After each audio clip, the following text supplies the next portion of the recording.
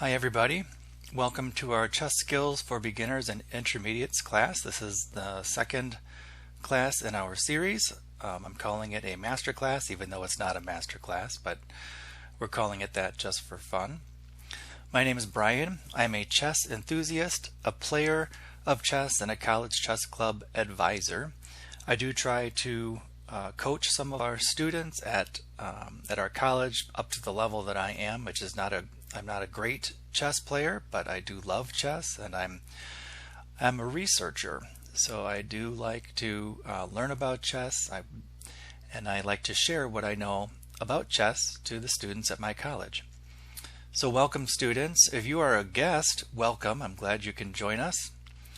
Just as a caveat, right out of the way, like I said, I am not great at chess. I'm doing the best that I can for my students, and if you are much better than me, which I'm sure most of you are, please put a comment in when you have ideas, other things that we can teach our students. We're all in this together, and please help me as I help to share what I know about chess with the students at my college. So welcome. I also like to let people know, my students especially, they're always wondering who to watch on YouTube in terms of chess instructors. My favorites are Susan Polgar.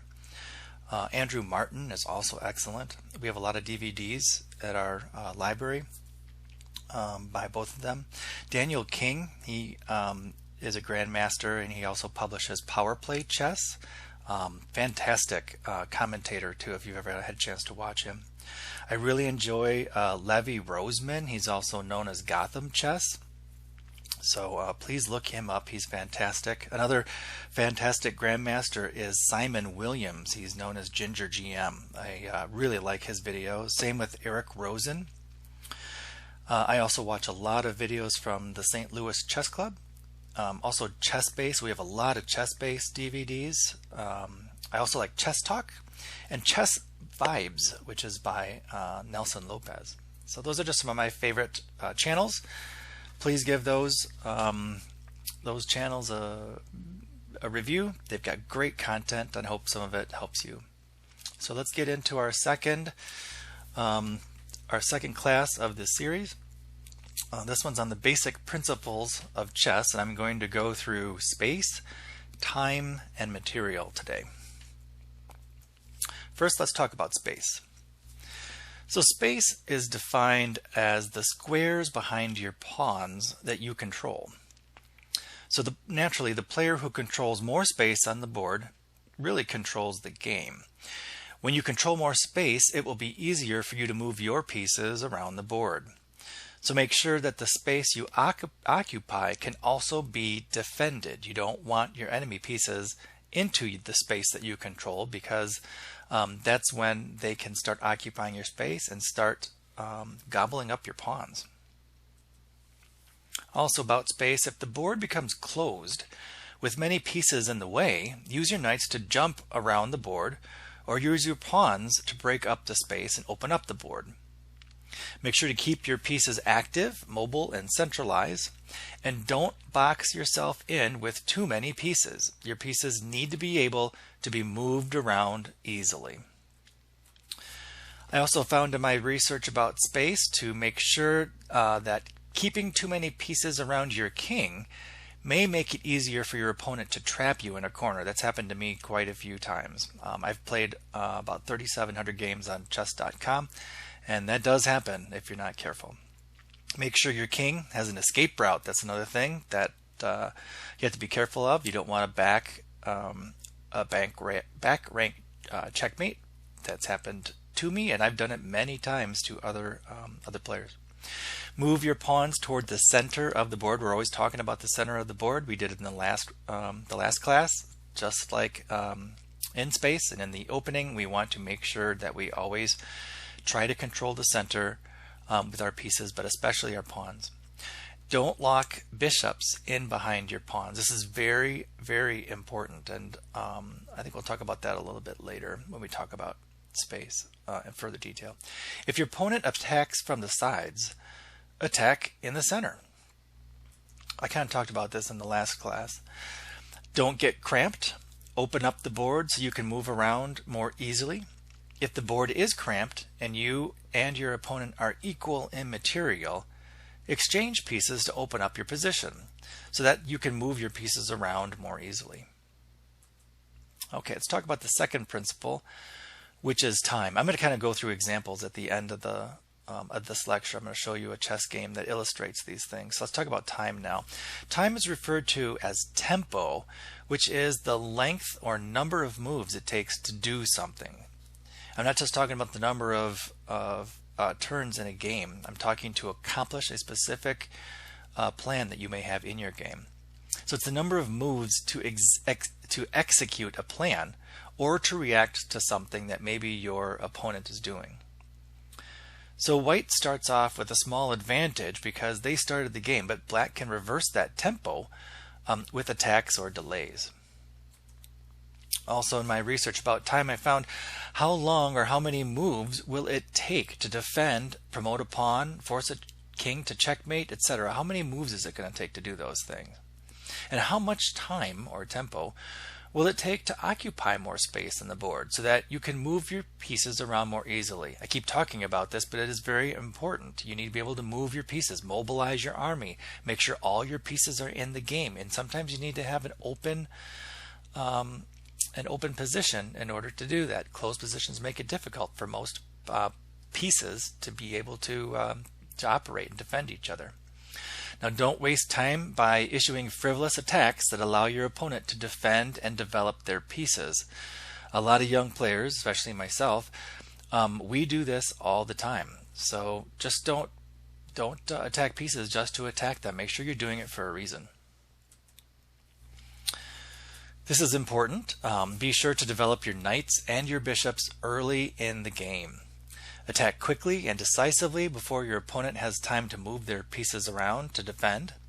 And each move in chess should have a purpose or be part of a plan. Otherwise, it's a waste of time. I've heard that over and over, especially in some of the videos that I've seen with Susan Polgar. I've heard her say, and her husband have said, have a plan and make sure you execute your plan. Now, people lose time when they bring their queen out too early because the queen can be kicked around by the opponent who can simultaneously develop their pieces. I saw in a Fritz Trainer by ChessBase by Andrew Martin that gave a great example of this, of how if you bring your queen out too early, it can be kicked around and then allowing your opponent to develop. I'm sure a lot of grandmasters and masters show examples of that. And the third principle is material. Now, every chess piece is referred to as material. Some pieces are worth more than others because some pieces are more powerful than others. And having a material advantage means you're capturing more of your opponent's pieces than what your opponent has captured of yours. Know what the value of the pieces are worth. And here's what the screen shows you what point value each of your pieces is worth. So a pawn is only worth 1 point. It's not a piece, it's just a pawn. So when we say pieces, we're talking about the other pieces. We're not really talking about pawns. So pawns are not a piece, it's just a pawn, and it's only worth 1 point per pawn. Knights are worth 3 points each. They're also referred to as minor pieces. Bishops are worth 3 points each. They're also known as a minor piece. Your rooks are worth 5 points each, and they are a major piece. And of course, your queen, which is the most powerful piece that you have in your arsenal of pieces, your queen is worth 9 points, and that's also known as a major piece. When you have a material advantage, you're ahead by a major or a minor piece. Exchange pieces, that means to trade them, in order to simplify the game. I do that quite a bit in the games, especially when I'm playing people who are much higher in ranking or rating than I am. Simplification will help you bring forward the end game. So when we simplify the game, we're talking about simplification. It brings the end game much faster to fruition in your game. So be careful not to lose additional pieces in the process. Only lose what you wish to exchange. So you have to make sure as you're playing, make sure you don't remove a defender as you're exchanging pieces, because you could lose another piece on top of that piece. That make sense? I hope so. If you're behind in material, try to avoid exchanging pieces. This is very important. I'm surprised how many times, even people who are much more advanced than I am, they still exchange pieces when I'm ahead by an entire piece or more. It's just surprising to me. So maneuver your pieces so that you can force your opponent into forks, skewers, pins, double attacks, and discovered checks. These tactics are great ways to gain material and win games. And we will be going through tactics later in this course. They're very important. And that's how you win games, is through forks, skewers, pins, double attacks, and discovered checks, especially at our level. Now, don't exchange queens without a good reason. Grandmasters don't do it, and neither should we. In the last video, I talked a little bit how Levi Roseman had said this in one of the videos that I watched. He had not scolded, but he had said one of his followers, why did you just exchange queens? The grandmasters don't do it, and neither should you. So let's not try to exchange queens without a good reason. Every piece, including pawns now, is important. And the reason is a pawn is only worth 1 point, but it can be promoted to a queen if you reach the 8th rank. And as you know, 1 queen is enough to win a game. If you don't know how to win with a queen and a king, stay tuned. In the next couple of videos, I'll be showing how to do that. It's not too hard. If you are behind in material and your opponent has their pieces spread out on the board, localize your attack to one specific area of the board, either in the center or to one side. Okay, we're going to go to our example game. This is another one of my games from before. I figured since I'm trying to learn about chess, I'll share some of my games with you. Some of the games are with the players in our chess club, but a lot of them that I go through are just part of the matches and the tournaments that I participate on chess.com. By the way, about chess.com, I love chess.com. If you have questions about it, please let me know. I pay for a gold membership. I love the membership. I think I said in my last video that I was gifted a trial of the top tier, which is about $99 a year. I did show it to some of the students in our club. It is fantastic. If I could afford it, I have a family, so I promised my family I wouldn't spend too much money on chess. Being that chess is not is not how I make money. I have a real job at a college, so not a real job. I'm sorry if I just said something offensive to somebody. That's not what I meant. But I do have a job at my college, and it's not in chess. It's just one of the things I do for fun is advise a student. Yeah, I promised my family I would not spend too much money on chess, and so I don't have the highest membership. But if you can afford it, I strongly encourage you to get it. It is fantastic. The videos that they have on there, the courses, the ability to really analyze your game. It's not just analyzing, because I can analyze my games with a gold membership, and I think you can analyze maybe one game with a free membership. I can't remember for sure, but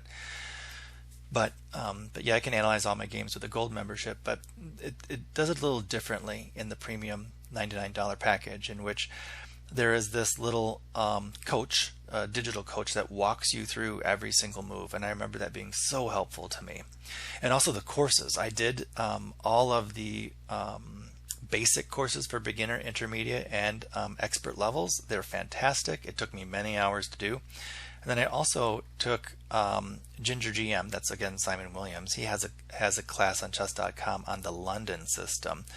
I want to say that was maybe 4 or 5 hours long, and it was excellent. So great content on chess.com, great resources. I know if you really need to watch what you're spending, Lichess is free. I haven't tried Lichess. I've been a member of chess.com since 2008. And I've been a gold member for most of those years. So that's what I'm familiar with, and that's what I like. But yeah, just I would say join one of those services, either chess.com, Lichess, or another service. But the most important part is when you play a game, analyze your game afterwards. In this case, I ran the analysis through chess.com. You'll see over here just this basic game review. This tells me how I did. I played with 87.4% accuracy. The most important thing that I look at right now is one of my personal goals is I'm trying not to blunder. That's very difficult to do. It does happen where probably more so than not that I do blunder, but my goal is not to blunder in a game. So this is an example. It was a pretty good game, and I did not blunder in this game. I had 13 best moves, 5 excellents, 3 goods, 3 books, 2 mistakes, but 0 blunders and 0 missed wins. So like I said, that's one of my goals, is to try to play games without blundering. Now you'll also notice I'm playing this person up here who is 1348, so he's at this point 200 rating points above me, so he's much better than I am. But at the moment, I have played earlier, like I would say maybe back in the 2008, 2010, 2012, I was playing at a much higher level. But I stopped playing chess for quite a while, and I've lost a lot of it. So a lot of knowledge in it. So that's why I am researching it again and kind of documenting my walk through chess. All right, so let's get to the game. So what I do is I hit the review button. It gives me this little breakout of what my accuracy is, what my opponent's accuracy was 70%. Mine was 87%, and of course it gives you all of the moves that you played down here. One thing also right here which I like is the shape of the game of who was ahead. So you can see for a while white was ahead, then I took a slight lead, and then I made a mistake. And then white took advantage of that, and then they made a mistake, and then I just kept on the game and was able to win. And then what I also like about chess.com, this kind of sounds like I'm advertising for them. I'm really not. I'm just talking about what I love about chess.com. But it gives you some lessons that you could take after you complete a game. It gives you some recommendations of some different puzzles that I should be looking at. So I should be looking at what's a relative pin, what's a discovered check. I must have missed those things in this game, and then some lessons on that. So let's kind of go through the game here. So we'll go up to the analysis. This is where I wrote after a few moves. So we'll kind of go move by move. They played the king's pawn. I responded with my king's pawn. They followed up with their knight to f3. I followed with knight to c6, and they moved their bishop up to, what is that, b5. Now this should look familiar to many of us. This is the Ruy Lopez opening. I don't know what the correct responses are to these because I'm still trying to learn some of the openings. As I said before, I'm really focusing on the London system right now. It's a very it's a good beginner's, from what I can tell, a good beginner's opening. It's not aggressive. It's very defensive, and you can come out with some really good positions out of it. No, I don't know why I'm talking so much about the London, because I'm playing with the black pieces, so I can't really do the London. But just be aware that white is playing the Ruy Lopez opening. I defend my knight with my other knight on e7. Okay, and white castle. So these are all book moves up until this point. I have followed that up with d6 to support my pawn in the center.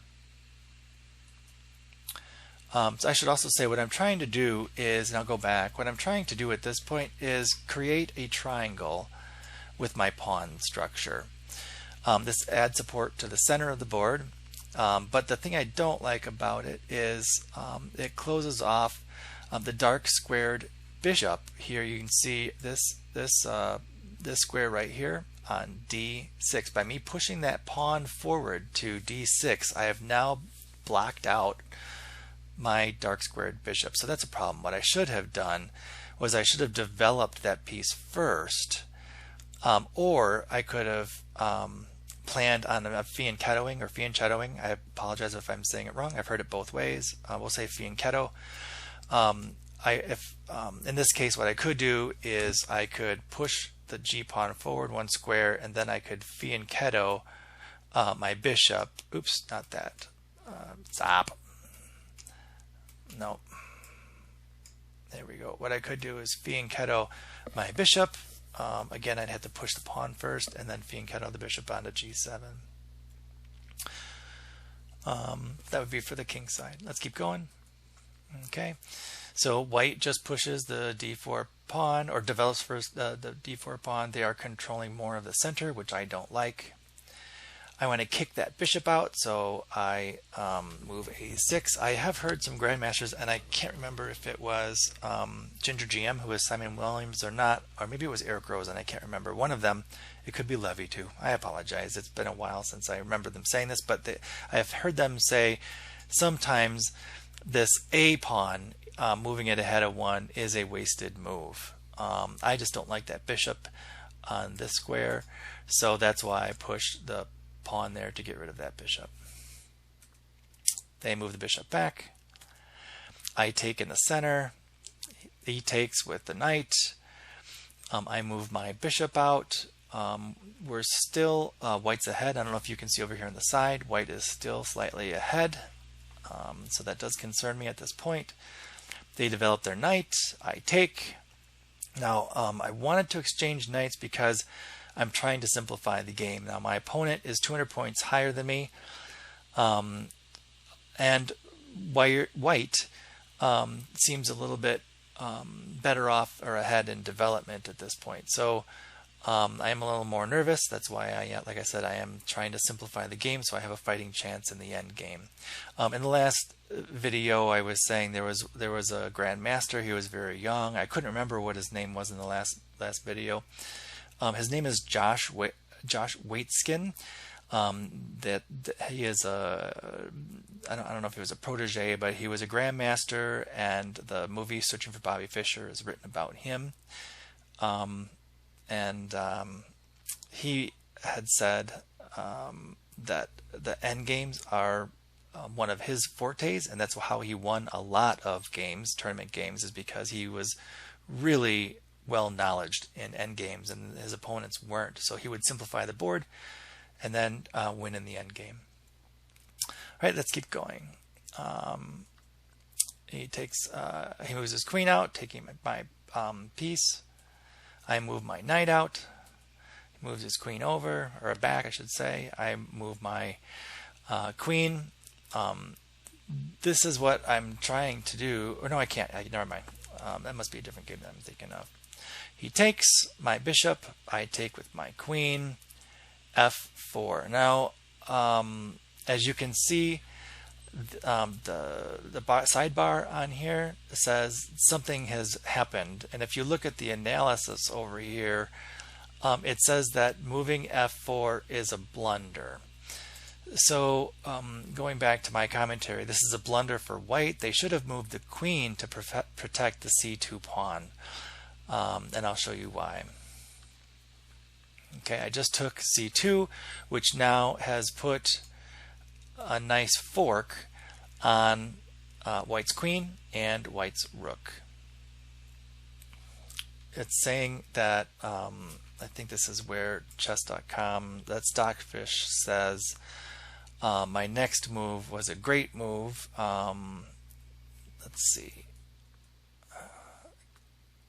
Hold on, let's go back.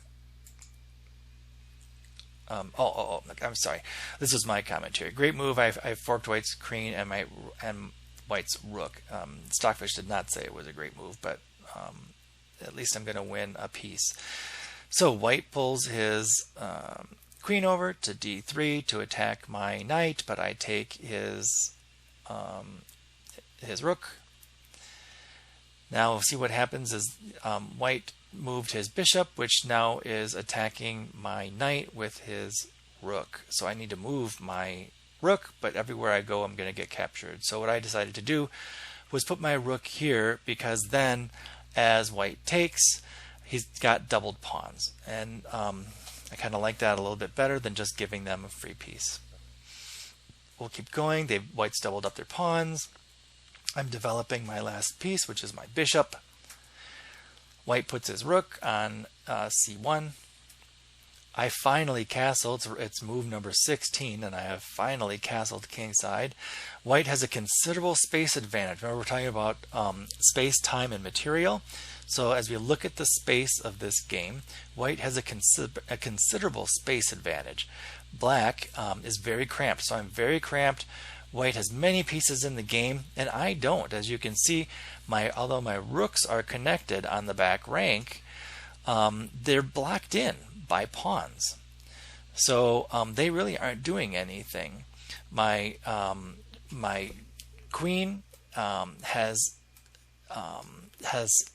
some places to go here. My bishop does too. So although it is somewhat, I don't want to say open because I'm cramped, but I do have some movement that two of my pieces can do. And Stockfish says that I am doing better than White in this position. Keep going.